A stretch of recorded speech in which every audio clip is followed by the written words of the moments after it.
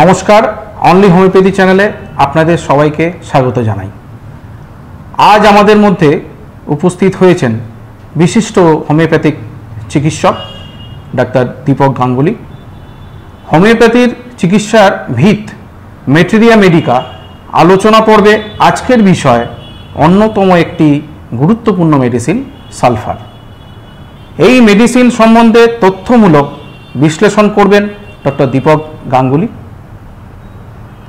ডাক্তারবাবু, আজকে আমাদের স্টুডিওতে আপনাকে স্বাগত জানাই। নমস্কার। আপনি এর আগে যে আমাদের সাথে আলোচনা হয়েছিল, আপনি ল্যাকিসিস সম্বন্ধে বলেছিলেন। তাতে আমাদের দেশে শুধু নয়, বিদেশ থেকেও প্রচুর যারা আমাদের দর্শক বন্ধু আছেন, তারা কিন্তু অনেকেই কমেন্ট করেছেন এবং আরও অনেক ভালো ভালো মেডিসিন সম্বন্ধে আপনার থেকে মনোজ্ঞ বিশ্লেষণ জানতে চেয়েছেন। তো আজকে আমরা শুনে নেব ডাক্তারবাবুর কাছ থেকে কিছু সালফার সম্বন্ধে এমন কিছু তথ্য যা কিনা আমাদের পরবর্তীকালে বিভিন্ন যারা ডাক্তার আছেন, ডাক্তারবাবুরা আছেন, তাদের লাভ হবে এবং যারা আমরা হোমিওপ্যাথি নিয়ে চর্চা করি তাদের কিন্তু লাভ হবে। নমস্কার, আমি ডাক্তার ডিকে গাঙ্গুলি। আজকে আপনাদের সামনে সালফার সম্বন্ধে আমি আলোকপাত করতে এসেছি। সালফার সম্বন্ধে বলতে গেলে প্রথমেই বলতে হবে, হোমিওপ্যাথিক জগৎ শুধু নয়, হোমিওপ্যাথি বলুন, অ্যালোপ্যাথি বলুন, কবিরাজি বলুন, প্রত্যেক চিকিৎসা পদ্ধতি সালফার লাগে। সালফার ছাড়া চিকিৎসা পদ্ধতি কখনো চলতেই পারে না। আমাদের এই সালফার বলতে গেলে আমাকে কয়েকজন ডাক্তারের নাম বলতে হবে। ফার্স্ট হচ্ছে যদি আমরা হ্যানিম্যানকে ধরি, হ্যানিম্যান ফার্স্ট বলেছেন যে if you know the 3 drugs you can conquer the world. এই সালফার তার মধ্যে অন্যতম। আমাদের হোমিওপ্যাথিক চিকিৎসক মাত্রই জানেন যে সোরা, সিফিলিস, সাইকোসিস এই 3টে মারাজনকে কভার করে চিকিৎসা করতে হয়। সালফারকে কিং অফ অ্যান্টি সোরা বলা হয়। আর সালফারকে কিং অফ যদি সোরা বলা হয়, লাইকোপোডিয়াম হচ্ছে অ্যান্টিসিপিলিটিক এবং সাইকোটিক হচ্ছে ক্যালকুলা কার্ভ। তা আমার আজকে ওই দিকে আলোচনা নয়, আমার সালফার সম্বন্ধে আমি নির্দিষ্ট থাকবো। এরপরে আমার যে স্যার ডাক্তার কেসি দাস তখনকার দিনে 2500 টাকা ফিস নিতেন। স্যারকে যখনই দেখতাম, স্যার প্রত্যেকটা রুগী দেখতেন, দেখার পরে ওষুধ নির্বাচন করতো সালফার। তা আমি একদিন স্যারকে জিজ্ঞেস করলাম, স্যার এটা কী হচ্ছে যে সব রুগীকেই সালফার দিচ্ছেন? স্যার আমাকে খুব কনফার্মলি বললো, তোরা আমাকে সালফার স্পেশালিস্ট বলবি। এরপরে আমি বলতে পারি ডাক্তার জেন ক্যান্ডিলারের কথা।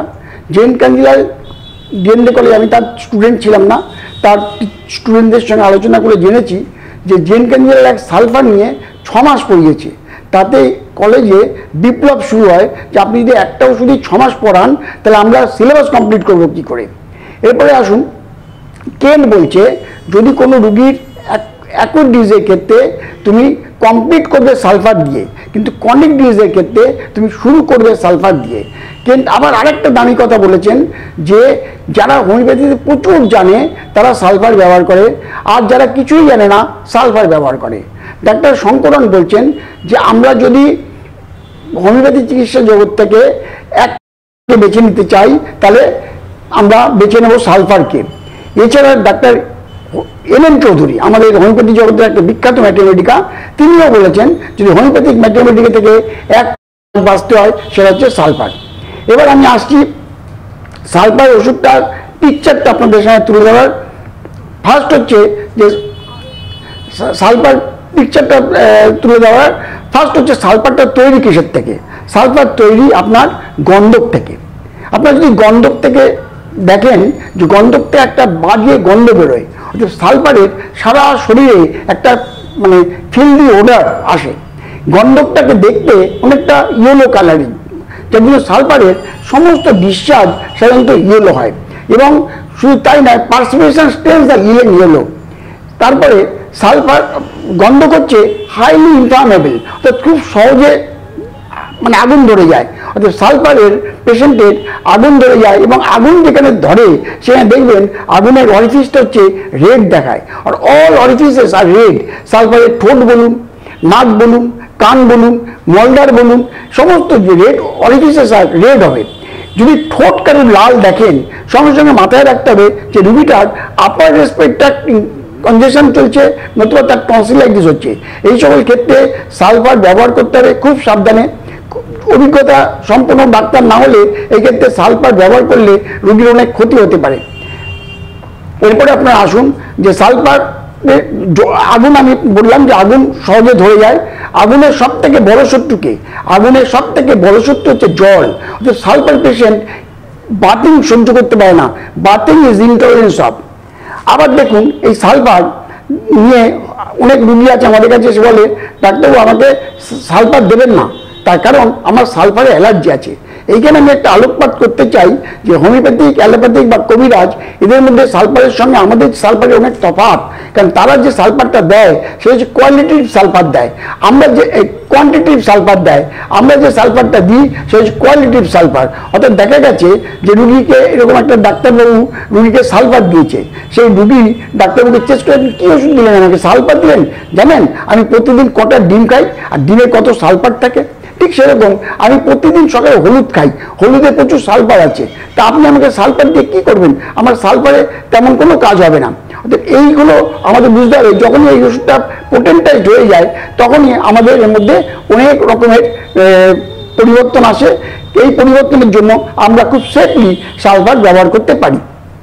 এরপরে আসুন যে সালফার হচ্ছে যে বার্নিং সেন্সেশন, আগুন মানেই আপনি জানেন যে সব জায়গায় যেখানে আগুন সেখানে যে বার্নিং থাকবে, অর্থাৎ সালফারের সমস্ত জায়গায় বার্নিং।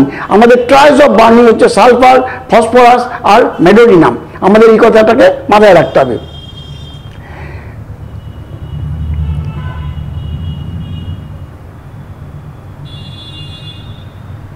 আচ্ছা, সালফার পেশেন্ট বার্নিং, এমন বার্নিং তার পেচ্ছাপ বলুন, পায়খানা বলুন, সে পায়খানা বা পেচ্ছাপ করতে ভয় পায়, ফিয়ার্স টু পাস টুল, ফিয়ার্স টু ফাস্ট টুল। আপনার গন্ধ সব থেকে বেশি পাওয়া যায় ভলকানোস থেকে, যেখানে আপনারা জানেন যেখানে আগ্নেয়গিরি আছে সে আগ্নেয়গিরির মুখটা লাল হয়। ঠিক সেরকম আমি আপনাদের আগেই বলেছি যে সালফারের সমস্ত অরিফিসগুলো, বিশেষ করে ঠোঁট, কান, নাক, এগুলো প্রচণ্ড লাল হয়। The greatest enemy of fire is water.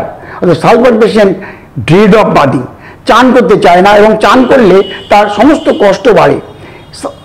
Volcanoes থেকে আপনারা দেখবেন ছিটকে ছিটকে ছিটকে ছিটকে ইরাপশন বেরোয়, অর্থাৎ এই গন্ধগুলো ছিটকে আসে। আর sulphur is invaluable remedy for all kind of skin disease. Homoeopathic scabies থেকে আরম্ভ করে এমন কোনো নেই, স্কিন ডিজিজ নেই যেখানে আমরা সালফার ব্যবহার করতে পারি। সালফার হচ্ছে অমনিভোর। অমনিভোর বলতে কি বোঝায়, যে যা দেবেন সব খায়। সালফারের মধ্যে ইনসুলিন আছে, এই ইনসুলিন জন্য আমরা দেখতে পাই সালফার একদিকে প্রচুর মিষ্টি খেতে ভালোবাসে, আবার একদিকে তার মিষ্টিতে অ্যাগ্রাভেশন রয়েছে।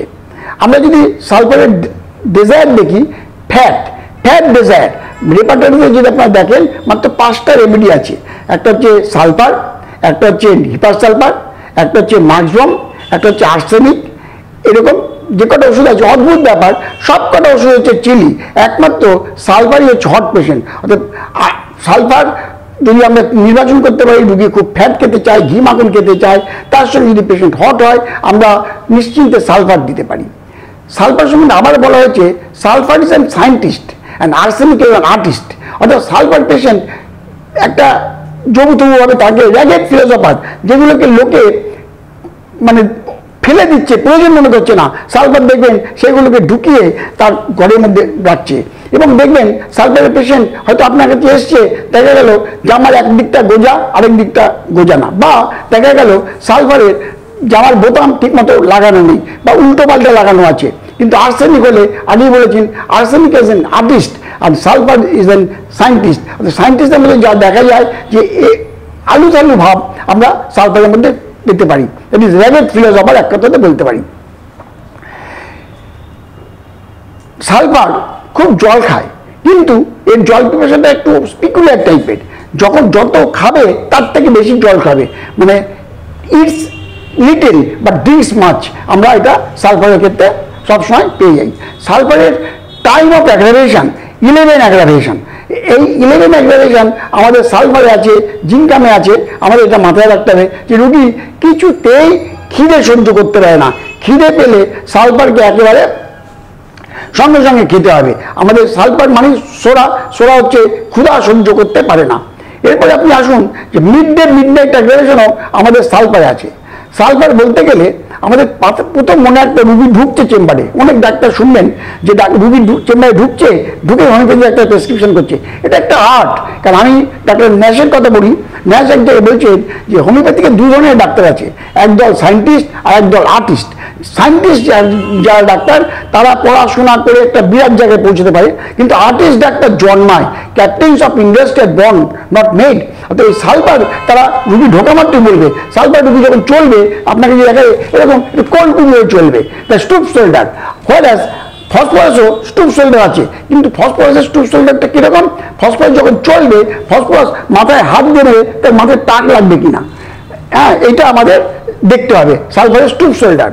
সালফার আমরা যদি অন্য সংক্ষেপে বলি যে সালফার যে ওয়ার্ডটা আছে SUL PHE ওয়ার্ড, এই ফার্স্ট হচ্ছে সালফার হচ্ছে স্টুপ শোল্ডার এবং সামার বয়েলস এবং summer বয়েলস crops of বয়েলস one after another. হচ্ছে আগলি আলসার এবং ডিফিকাল্ট টু হিল। তারপরে হচ্ছে এল হচ্ছে ল্যাঙ্ক মানে রোগা। হ্যাঁ, যদি সালফার সম্বন্ধে সংক্ষেপে বলতে চাই এক কথাতে মানে কয়েকটা কথাতে, ফার্স্ট হচ্ছে সালফার এস হচ্ছে স্টুপ শোল্ডার। স্টুপ শোল্ডার যে আপনাদের আমি দেখাতে পারি যে রুগীটা কোল কুজো হয়ে হাঁটে, এই সেম সিমটম ফসফরাস আছে, কিন্তু ফসফরাসের মনে ভয় হচ্ছে তার মাথায় টাক লেগে যাবে, তার জন্য সে স্টুপ শোল্ডার হয়ে যায়। তারপর হচ্ছে হচ্ছে আনওয়াস্ট, সে চান করতে চায় না, আগলি নোংরা থাকতে ভালোবাসে, এটা হচ্ছে। তারপর হচ্ছে ল্যাঙ্ক হচ্ছে রোগা রুগী, সালফার রুগী সাধারণত মোটা হয় না। তারপরে হচ্ছে love, waking on, happy dreams in the morning. রাত্রিবেলায় এত সুন্দর স্বপ্ন দেখে সকালবেলা খুব হাসছে, পাশের ঘরের লোক বলছে কি রে তুই এত হাসছিস কেন? তখন সে বলছে যে একটা দারুণ স্বপ্ন দেখেছি, সেই স্বপ্নের কথা চিন্তা করে সালফার হাসবে। তারপর হচ্ছে পি হচ্ছে আপনাকে বলেছি সালফার SUL হল। পি হচ্ছে ফিলসফার হচ্ছে মাথায় রাখতে হবে। সালফারের আরেকটা কথা আছে প্রোটেক্টেড মেন্সেস। সালফার শরীরের এমন একটা অর্গান নেই যেখানে কাজ করে না। মেয়েদের মেন্স হয়েছে এবং সেই মেন্সটা যখন দীর্ঘদিন চলতে থাকবে, কোনো ওষুধে কাজ করছে না, বলছে সালফার দাও। তারপর হচ্ছে এইচ হচ্ছে হট, এক নম্বর। দুই হচ্ছে hunger aggravation, heat on vertex, অর্থাৎ মাথার মধ্যে তার এবং হট ফ্লাশেস সালফারের মধ্যে আমরা দেখতে পাই। তারপর হচ্ছে হটি, সালফার পেশেন্ট মধ্যে দেখবেন আমরা প্রচুর রুগী পাবো যার মধ্যে হটিনেস রয়েছে, অর্থাৎ সব জানতা ভাব, সে সব জানে এরকম তার মধ্যে ভাব রয়েছে, অর্থাৎ তাকে দামানো যাবে না, সে বলেই যাবে। এটা আমাদের সালফারের মধ্যে লক্ষ্য করেছি। তারপর হচ্ছে আপনার রেড অরিজিস বলেছি। এতক্ষণ ধরে আমি আপনাদের সালফারের বেশ কিছু সিমটম বলেছি। আমি সংক্ষেপে মানে খুব অল্প কথা যদি সালফারকে মনে রাখতে চাই, কারণ আমি আপনাদের আগেও বলেছি যে আমরা যে কোনো অবস্থায় যেখানেই থাকবো আমরা অ্যাটলিস্ট 12 থেকে 14টা সিমটম যেন সব কটা ওষুধে বলতে পারি। সালফারের প্রথম কথা হচ্ছে স্টুপ শোল্ডার, যখন সে যাবে সে কোল কুজো হয়ে হাঁটবে, হ্যাঁ, অর্থাৎ বেঁকে যাবে। এই স্টুপ শোল্ডার বলতে গেলে আমাদের অবশ্যই ফসফরাসের কথা মাথায় রাখতে হবে। ফসফরাসের স্টুপ শোল্ডার হয়, কিন্তু ফসফরাস তার মাথায় টাক লেগে যাবে বলে সে মাথাটাকে নিচু করে চলে। সালফারের সব থেকে বড় সিমটম হচ্ছে স্ট্যান্ডিং অ্যাগ্রাভেশন। দাঁড়িয়ে সে কিছুদিন থাকতে পারে না, তাকে বাসে বললুন এই জন্য দাঁড়িয়ে থাকতে পারে না। তারপরে হচ্ছে summer বয়েলস, crops of বয়েলস one after another. তারপর হচ্ছে sweet dreams, happy dreams at night. তারপর হচ্ছে ইউ হচ্ছে আনকিউরড, আনটাইডি, নোংরা থাকে, আনকিউরড, অর্থাৎ ওষুধ দিচ্ছ ওয়েল সিলেক্টেড ফেলস, ভালো ওষুধ দিচ্ছি রুগীর সারছে না, তখন আমরা সালফারের কথা চিন্তা করব। আনওয়াশড, যে চান করতে চায় না। তারপর হচ্ছে এল হচ্ছে ল্যাঙ্ক, অর্থাৎ রোগা পেটকা। সালফার পেশেন্ট সাধারণত কখনো মোটা হয় না। তারপর হচ্ছে লাভ, ওয়েকিং ফর্ম বা ওয়েকিং আফটার, ঘুম থেকে যখন উঠছে সে হাসছে। তারপর হচ্ছে ফিলসফার এবং প্রোটেক্টেড মেন্স। এই প্রোটেক্টেড মেন্স সঙ্গে সালফারকে বলতে হবে যে সালফার পেশেন্ট হোমিওপ্যাথি মানে এমন একটা অর্গান নেই যেখানে কাজ করে না, অর্থাৎ মেয়েদের যখন মেন্স চলতে থাকবে এবং যেই মেন্সটা কিছুতেই বন্ধ হবে না, আমরা সেই ক্ষেত্রে অবশ্যই সালফারকে একবার প্রয়োগ করব এবং দেখা যাবে আমরা প্রচুর ক্ষেত্রে মিরাকেল কাজ পাবো। আবার দেখুন আরেকটা এইচ আছে। এই এইচ বলতে গেলে hot, hunger aggravation, heat on vertex, আর হচ্ছে হট ফ্ল্যাশেস এবং হ্যাপি ড্রিমস আমাদের মাথায় রাখতে হবে। আবার একটা ইউ আছে, এই ইউতে হচ্ছে আলসার, আনকভার ইজ লেগস, রাত্রেবেলা ঘুমোচ্ছে, সালফার পেশেন্ট কখন ইভেন ইন উইন্টার তার পা ঢাকা রাখতে পারবে না। তারপর হচ্ছে আর, এই আরটাকে সবসময় আমাদের মাথায় রাখতে হবে, রিয়াকশন ল্যাক অফ। প্রচুর ডাক্তার পাবেন যারা রোগীকে ওষুধ দিচ্ছে কিন্তু ওষুধে কাজ হচ্ছে না, এই রিয়াকশন ল্যাক অফ যেখানে থাকে সেখানে সালফার দিতে হবে। রিল্যাপসিং, অর্থাৎ একটার পর একটা রোগ এসেই যাচ্ছে, সেখানে আমাদের মাথায় রাখতে হবে regular everyday at 11 AM aggravation এবং এভরি 8 days সালফার। প্রতি রবিবার, বিশেষ লেখা আছে এরকম, প্রতি রবিবার তার রোগ বাড়ে। আর হচ্ছে রেড অডিফিসেস, যেটা আপনাকে আগেও বলেছি। আর right selection of remedy fails আমাদের মাথায় রাখতে হবে। Aversion egg, fish, milk, dessert, sweet, salt, meat etcetera. আমরা যদি এইভাবে আমরা সালফারকে চিন্তা করতে পারি, আর হোমিওপ্যাথিক ওষুধের এইগুলো ছাড়াও আমাদের প্রত্যেকটা রুগীর মেন্টাল সিমটমকে দেখতে হবে। রুগীর জামা কাপড় কীরকম পরে এসেছে, যদি দেখা যায় যে কোনো রুগীর জামা পরে এসেছে, সেই জামাটার বোতাম ঠিক মতন লাগানো নেই, সেখানে আমরা অবশ্যই সালফারের কথা চিন্তা করব। নমস্কার। তো এতক্ষণ আমরা শুনছিলাম ডক্টর দীপক কুমার গাঙ্গুলির কাছ থেকে সালফার সম্বন্ধে কিছু বিস্তারিত আলোচনা। সালফার মেডিসিনটা কখন আমাদের প্রেসক্রিপশন হয় বা সালফার মেডিসিনের যে সিমটমস, সেই সিমটমসের সঙ্গে রোগীর যে মেলবন্ধন, যেটা যে চিনব কী করে যে একজন সালফার রোগী, তার কি কি সিমটম দেখে, ক্যারেক্টারিস্টিক ফিচার্স দেখে আমরা চিনব যে তাকে সালফারই প্রেসক্রিপশন করা যেতে পারে, এরকম একটা মনজ্ঞ বিশ্লেষণ কিন্তু আমরা তার কাছ থেকে শুনলাম। এবং এই ধরনের আরও অনেক মেডিসিন নিয়ে আমাদের আলোচনা হবে আমাদের এই হোমিওপ্যাথি অনলি হোমিওপ্যাথি চ্যানেলে। আপনারা অবশ্যই চোখ রাখুন। যদি আমাদের এই চ্যানেলের ভিডিওগুলি আপনার ভালো লাগে তো অবশ্যই সাবস্ক্রাইব করবেন, বেল আইকনটি প্রেস করবেন যাতে নিত্য নতুন আপনাদের কাছে এই ইনফরমেশনগুলো যায় ভিডিওর। এবং যদি আপনার ভালো লাগে তাহলে আপনার প্রিয়জনকে অবশ্যই শেয়ার করবেন এবং অবশ্যই সঙ্গে থাকবেন অনলি হোমিওপ্যাথি। নমস্কার।